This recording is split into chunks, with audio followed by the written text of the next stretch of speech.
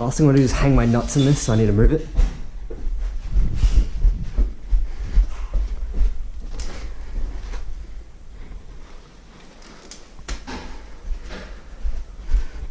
I have not planned this through. I've made a mistake. I can rectify this. I've rectified it. Alright.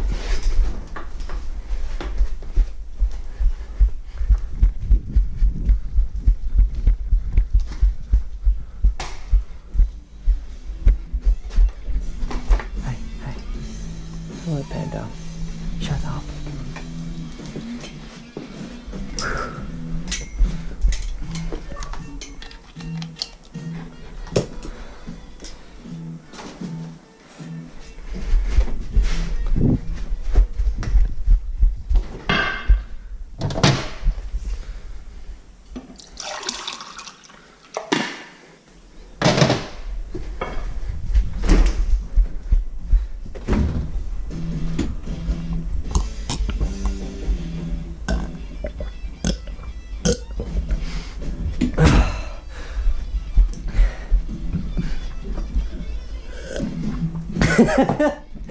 There's something so fucking wonky about having professional art right there.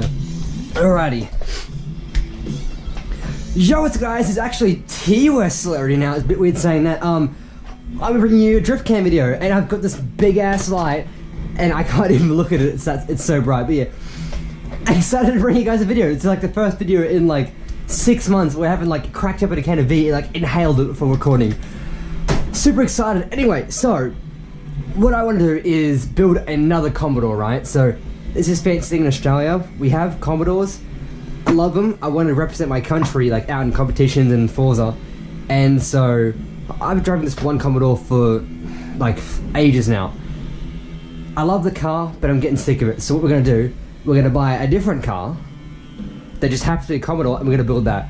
So this is my current ESDA build. Please don't look at the rear. I don't want to talk about that, but yeah. My issue with ESDA is a lot of the other drivers are holding me back. And when I say they're holding me back, I mean they're better than me. Which, yeah, way faster. The thing I have a problem with the most is speed. And so the past couple months, it's just me like freaking out trying to get my car to go faster and just struggling. Angle, no problem. Like Rango was making fun of me because I just constantly at full lock, but yeah, anyway, so let's go buy the car. Actually, no, I'm not gonna buy the car. We're gonna do Stingy Bugger, and we're gonna help. Where is it? So yeah, 1996 HSV GTSR, and so I'm gonna build this car to SSR style specs. So I've already used this car for like a 300 horsepower build, but we're gonna use it again for SSR style build. Anyway, tuning upgrades. The main reason I use the VK Commodore instead of this Commodore is one, VK Commodore is lighter than it, and two, you can put an RB26 in the VK Commodore. With this car, you can't do that, which is a shame, but I'm now running the V8 in both my SSR and my ESDA Commodore, so what's the point in running those if the whole point was to get the RB26? Slightly heavier, but we can work around that with some clever tuning.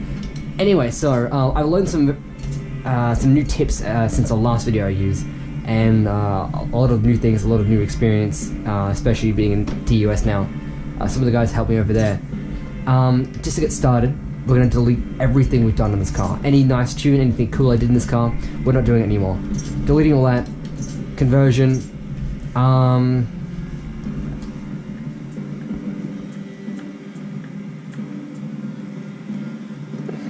Okay, so deciding whether I want to keep the stock engine or the 6.2 liter V8, it comes down to torque and how much torque it has.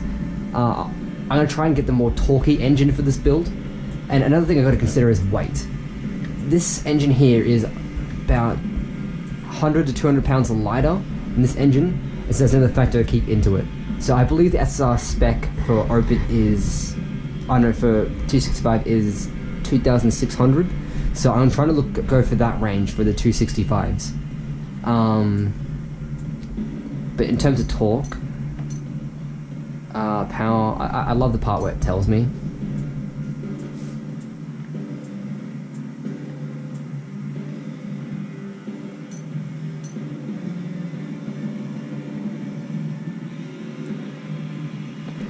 think for now what I'm gonna do is keep the stock engine in this car, see how it goes, and then I'll I'm strapped for cash. I've got the stacks on me. We're gonna put the V8 in as well. I pressed record, didn't I? Thank God. Okay. Okay, so what I'm gonna do is then I chuck and I modify the stock engine, see how that goes, check the torque out, I got the weight and all that, and compare it and contrast it to the 6.2 litre V8.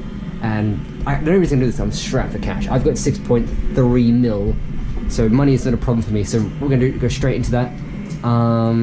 Air and appearance. I'm gonna get rid of that wing.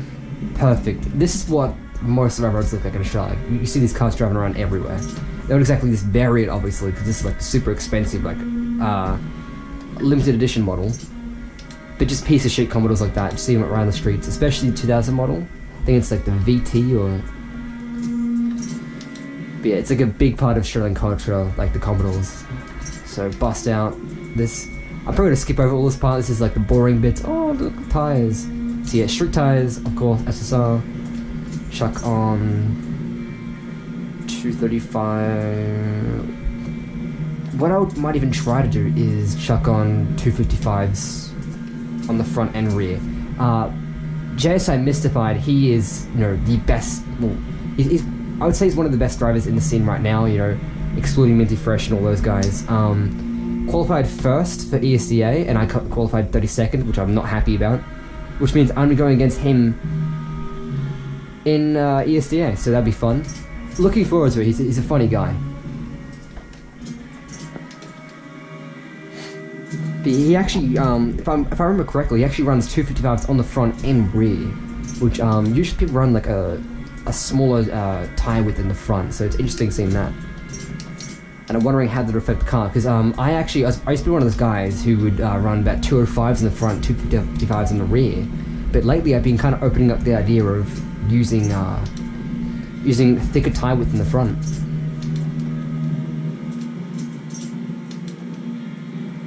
So this will kind of decide how to. It's a fat one, alright? It's a fat one. And the thing is, I don't know if I can actually do this, because let's chuck this on. Oh, what's that? I don't know about this one before, so if I'd seen that little drop there, I wouldn't have used the stock engine, because that's going to be deadly in competition. And just an experiment. I want to see how it's going to be affected. Yeah, look at that. You have a peak power range at like 4 to... It'd be fun to work with. I'm going to do a video where I come back to it and work with this, because look how you have the curve coming in and it drops off after like 4, 5, 6,000 RPM. So the actual gear ratio to use would be really interesting. I'll actually want to come back and try this engine. It would be competitive just because of its weight, but that would be fun to tune. So yeah, let's just go grab the 6.2 litre V8.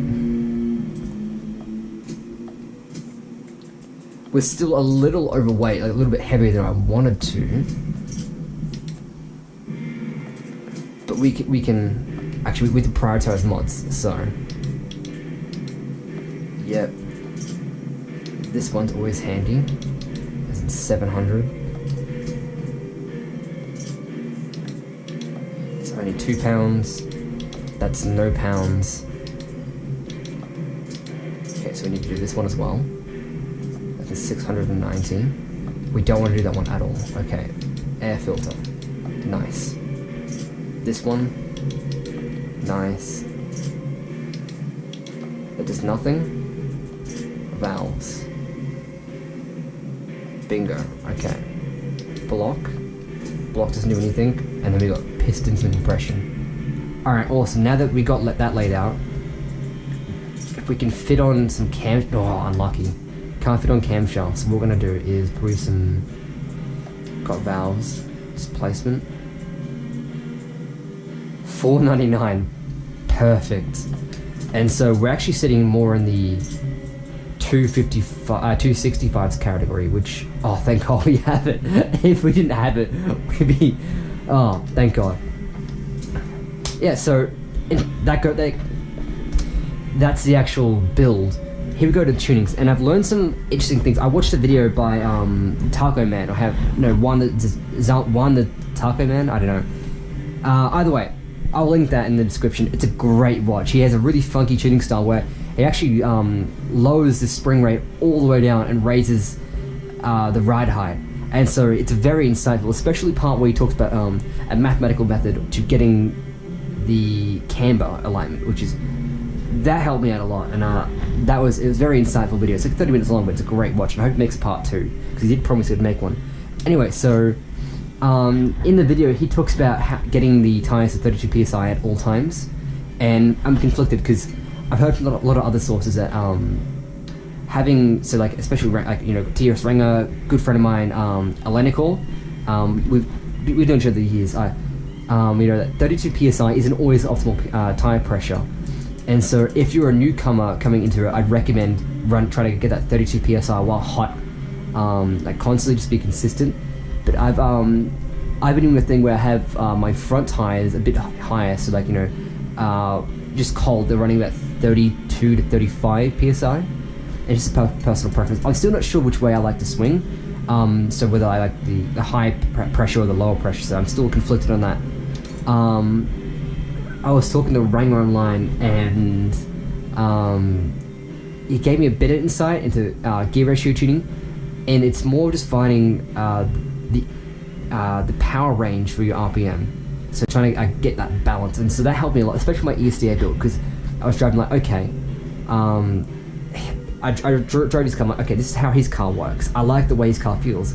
How can I translate that and his knowledge into what I'm doing? How can I better myself through that? So I screwed on my ESDA car. I ended up getting an extra couple miles on turn 2, which is what I was really struggling with. So turn 2, I was, you know, just nowhere near as fast as the other guys, and so tuning the gear ratio really helped me. So gear ratio is a really important thing. And so right now I'm going to leave the gear ratio stock just in the menu. This here, I'm going to chuck that at 0. And another interesting thing that I learned from my teammate Ranger was in regards to caster. And so usually it'd be like, bing, all the way over the 7. No, please don't, please don't. So all the way to 7 degrees of caster. But he's like, actually, why don't do that? Run around 5 to 6 degrees of caster. And it just changes the way how much self-steer and how much the wheel rotates. And you think, as a 900 degree user, I want more self-steer. But I found that the lower caster allows me to use lower steering inputs, so I can like 540 degrees and just like that kind of hold it. Because if you notice with my driving style, especially when I'm streaming, that I just kind of like smash the wheel at full lock and just UCXT style it. So that helped. He talked it up a little bit more.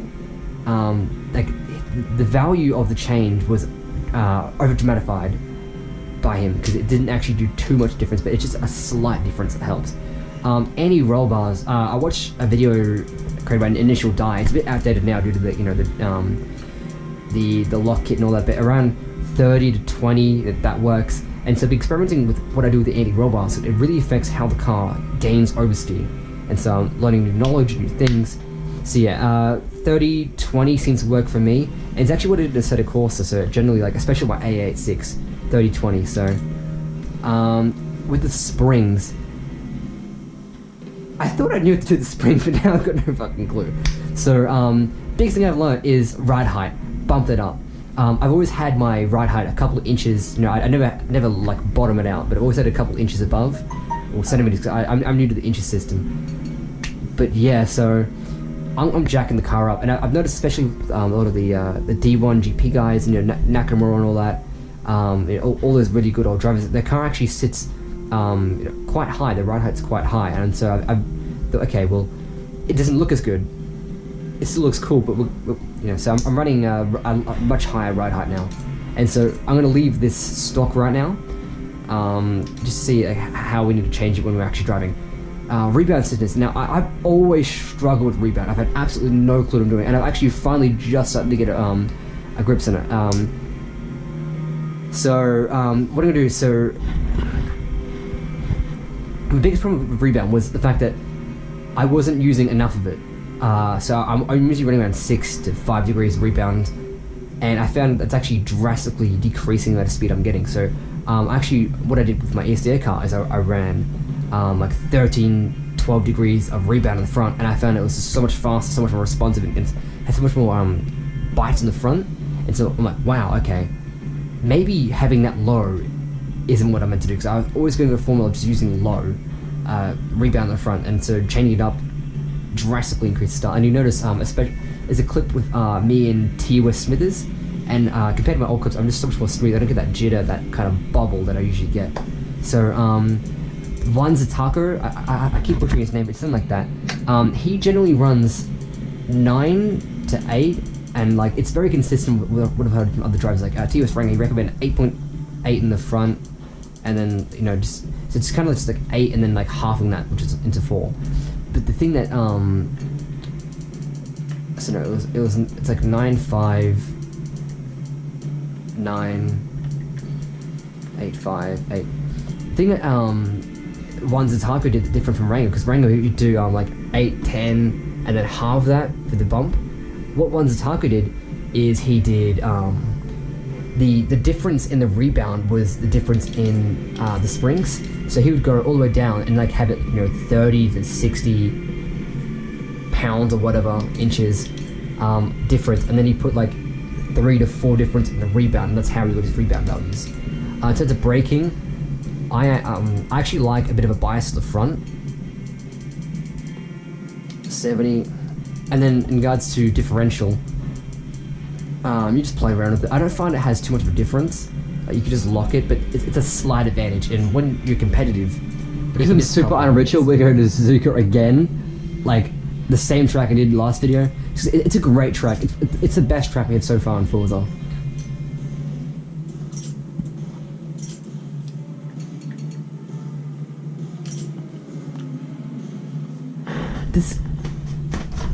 This thing though, it's so bright, but it just looks so much nicer. I'm actually tempted to keep it there.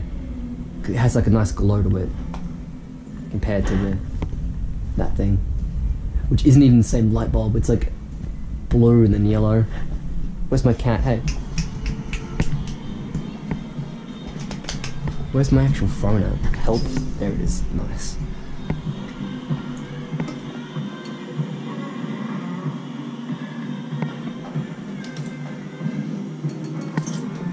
Alrighty.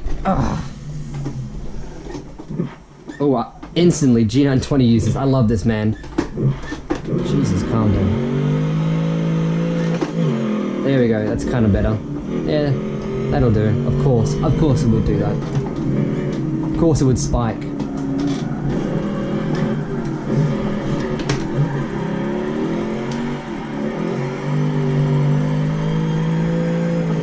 You know what, that longer gear edge is actually feeling pretty nice.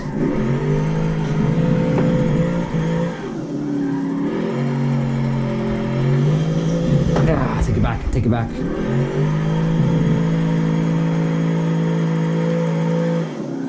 Oh, I didn't even do the alignment. That's a problem.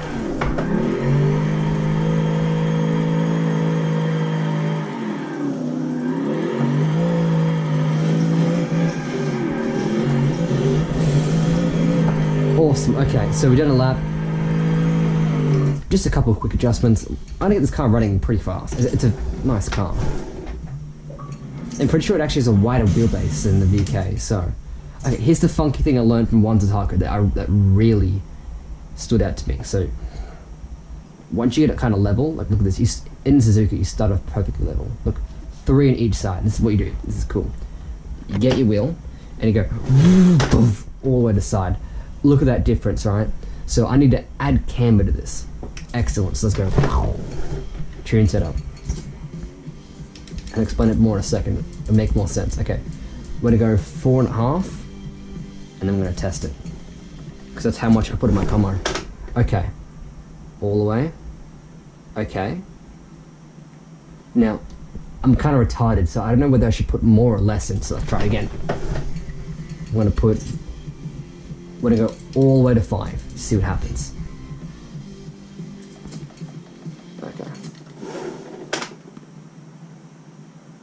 Okay, how about we don't do that again? So basically what I'm doing is, I'm trying to get, when I'm turning, I'm trying to get the amount of camber on both sides to be pretty much equal.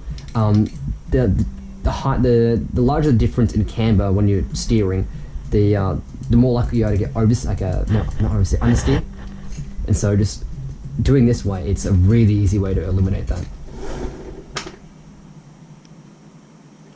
Okay. We're looking at more than 4.3.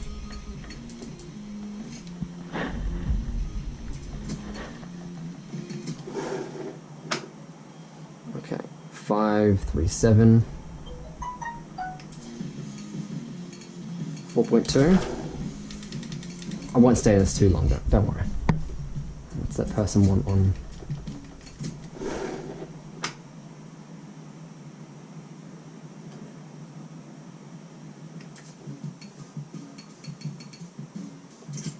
Take a difference of 20. Alignment. 4. Just see what gets us the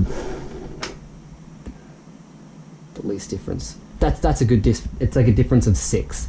That's pretty good. The main thing we need to change now is the no, don't do that. Alright. Alright. Now, next up, what we're gonna change is spring. Yeah, actually we're gonna change that. I'm gonna go of a ratio from like 5 to 5, 350. That should feel good. Alignment, damping. What was I doing? I was doing something cool. Anti-robots. 2 springs.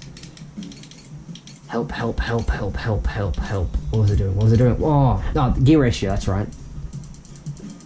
Didn't even need your help. 290, just because I'm where I'm looking there.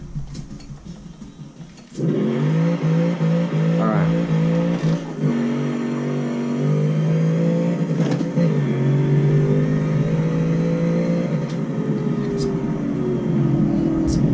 Bit higher than I expected. That's good. Oh, whoa, please don't do that.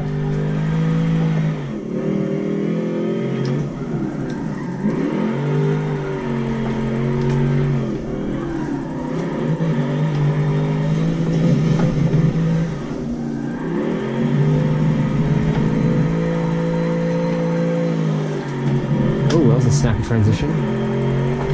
Felt good. It wasn't snappy, it was fast. It's the difference between a fast transition and a snappy transition. Help.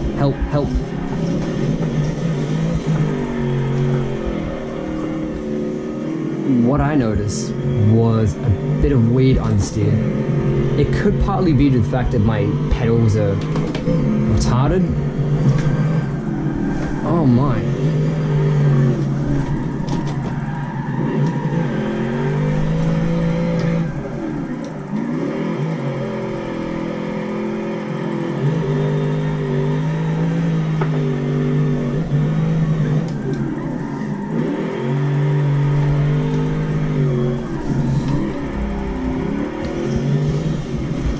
So there's understeer on the entry, and so what I remember is the higher the difference in the springs, the more understeer on the entry. So I'm going to bring that up to 445, and so I think that might reduce some of the understeer issues that are happening. The thing I need to adjust now is anti-roll bars, but I'm feeling that this adjustment to the springs will make it feel a little bit better.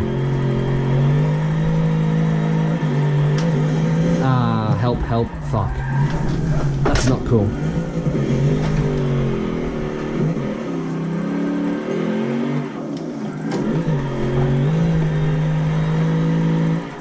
Alright.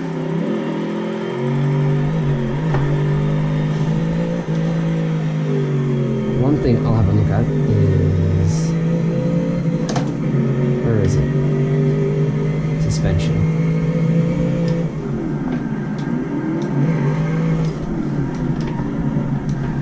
I'm wanting, fuck. It's hard to drive and look at these at the same time. So what I'm gonna try and do is get more of the weight to the rear. And the only problem with stiffing the rear is less of that weight goes there. So here's my plan from this on. But judging by what I'm seeing here, I'm going to drop the amount of so I'm gonna reduce the spring stiffness in the front and in the rear, like kind of the same ratio we got it at now.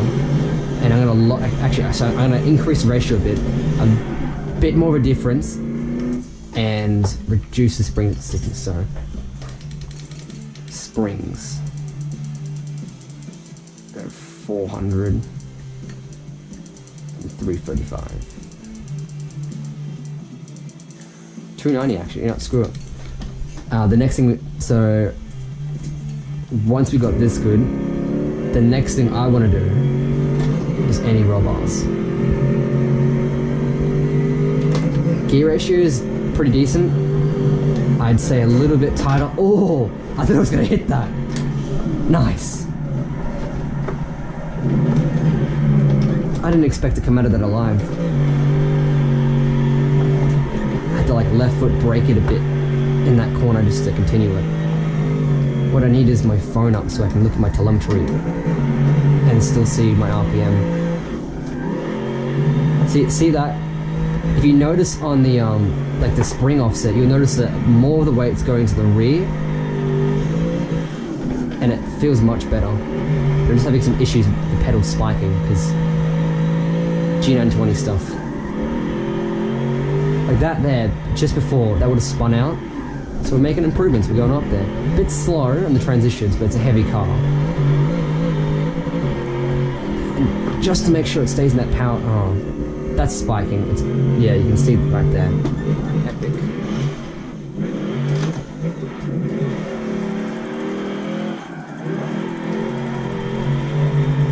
See, as I was saying, tune set up. I'm gonna bring the gearing to 310. Fuck, what are we doing?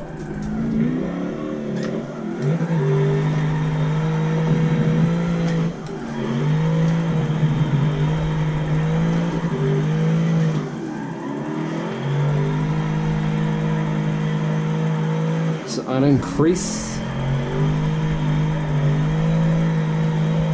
Stop, please. The spiking in the pedals is actually killing me.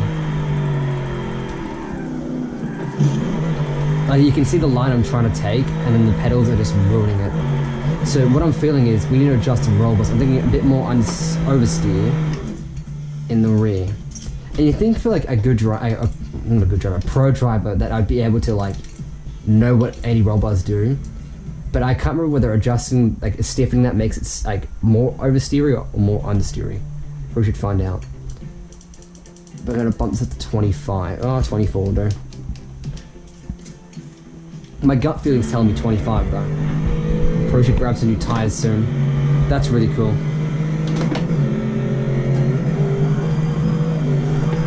Oh, again with that near miss. It's so scary.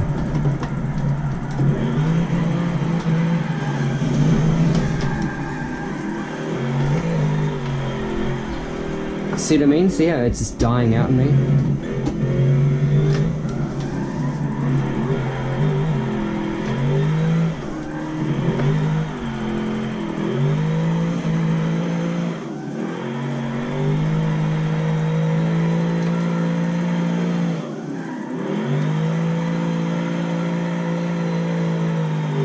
See that?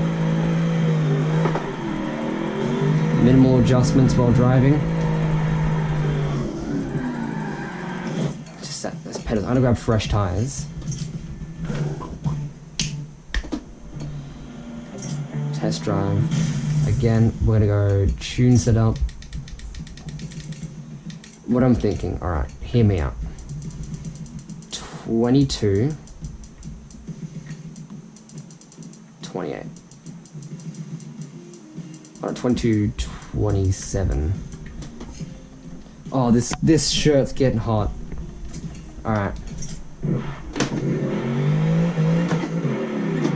These pedals had stopped spiking.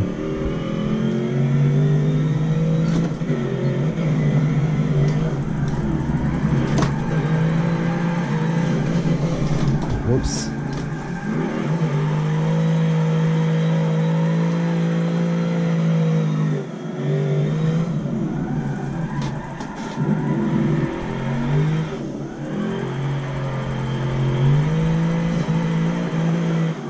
That felt way cooler than it actually was, that like entry into the corner. This is feeling better. There we go. No, no! I take that back.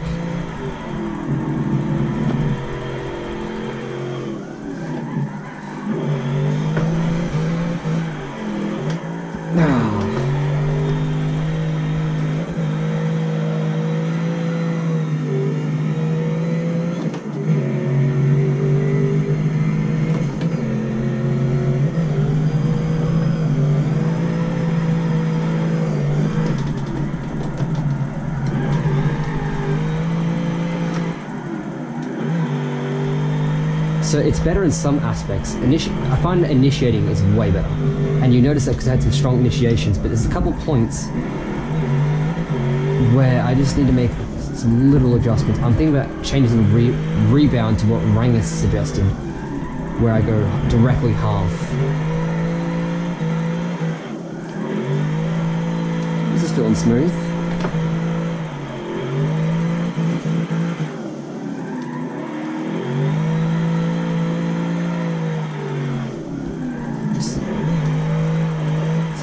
Tiny little spike that messes it up. There you go, that was smooth. That was smooth. I love this thing, look how cool that looks. Don't, please don't. No.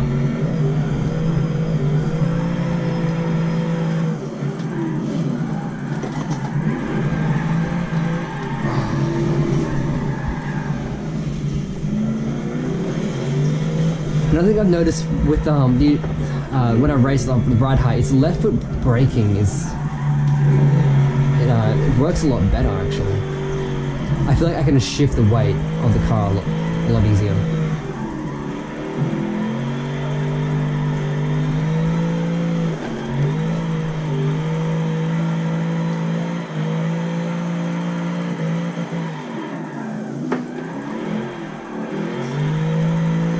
Alright, so coming out of this corner, the two things we're going to do, we're going to slightly, ever so slightly, lengthen the gear ratio, and then we're going to half the rebound values to get the bump values.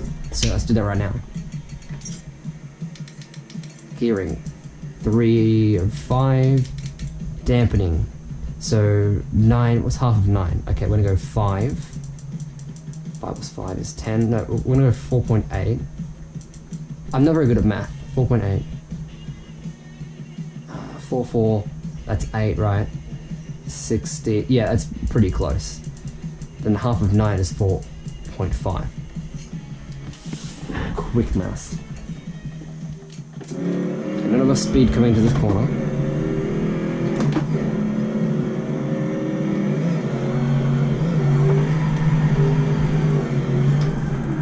Still have enough momentum to flick it in.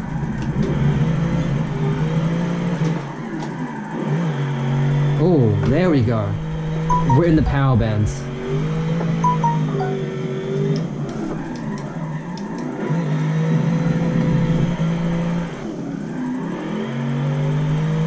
There we are. Look how smooth this is.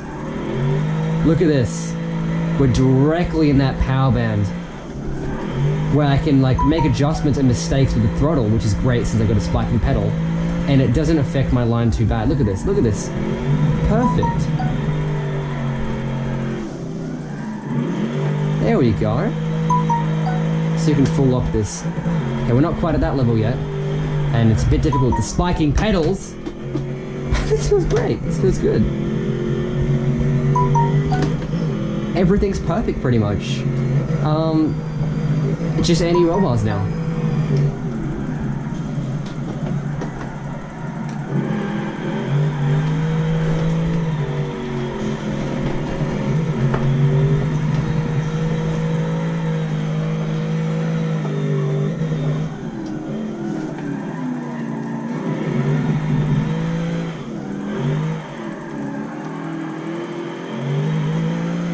So just so we've traded, so the fluidity in the middle of the course, we've traded that for a bit of a, it's a bit more, we get a lot more understeer initiating, which is fine. Just have to watch our line coming into a corner. Just try and do the full lock thing I usually do. No, sir, we can't do it in this car. Power, you see the rev line just drops off.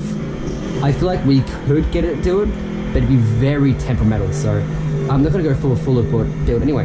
It's not like I'm having any issues where like I'm, jagging the wheel. I usually go, the way I usually test my cars, if I can go full lock without, the car going spastic, that's a good sign.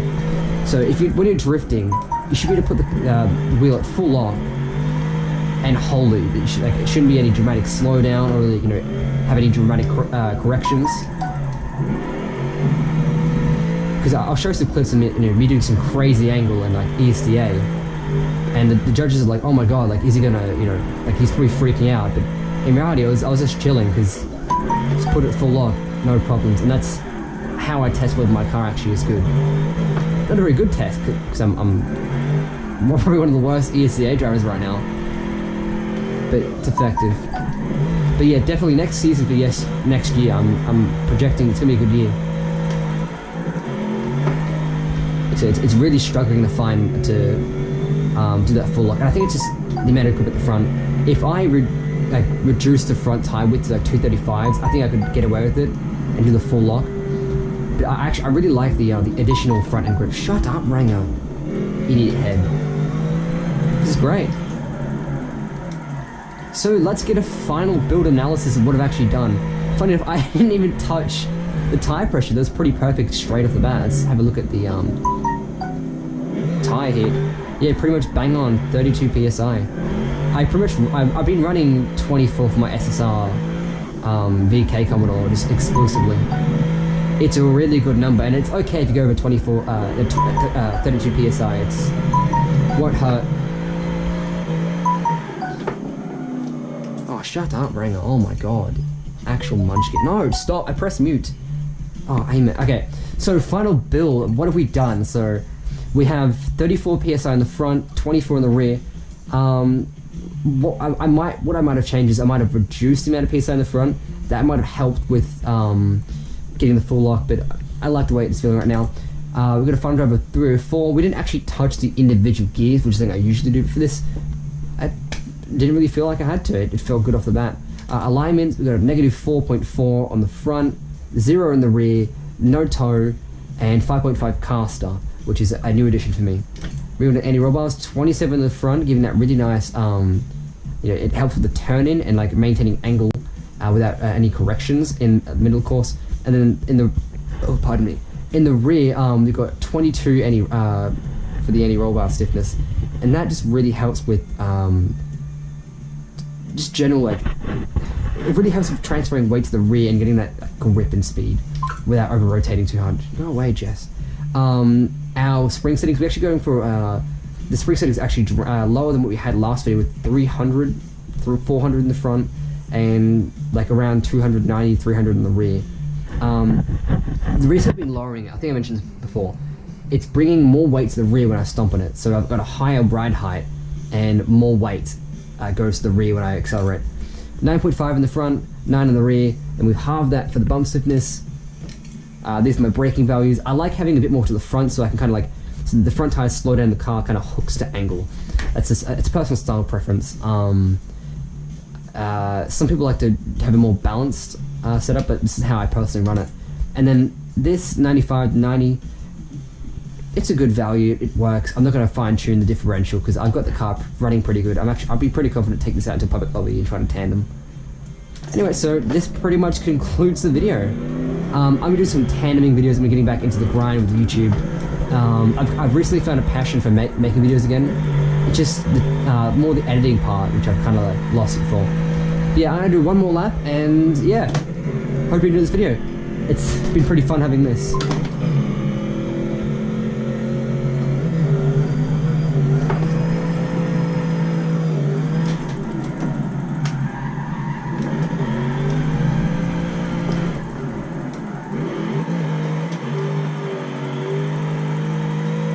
Oh, that was smooth. See what I mean?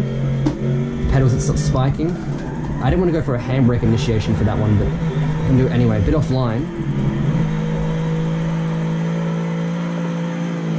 stereo. I might even use this for a comp. So I've been thinking of changing out of my VK for SSR.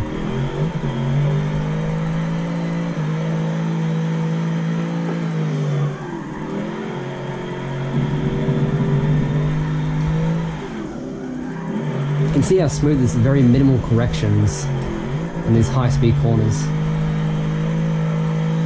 And that's what you want. Anyway guys, I hope you enjoyed the video. So yeah, like, subscribe, please just subscribe. Watch the video multiple times, send to your friends, families, distant relatives, cousins, girlfriend, ex-girlfriend, extended family, anyone, please. I need the exposure. My channel's dying. I got a Twitch. Please go watch that. I do some funny things there. Most of my Twitch is just hanging around with my mates, you know, some jokes, comedy, hoot and a half. Yeah. So this is TUS Celerity, signing out.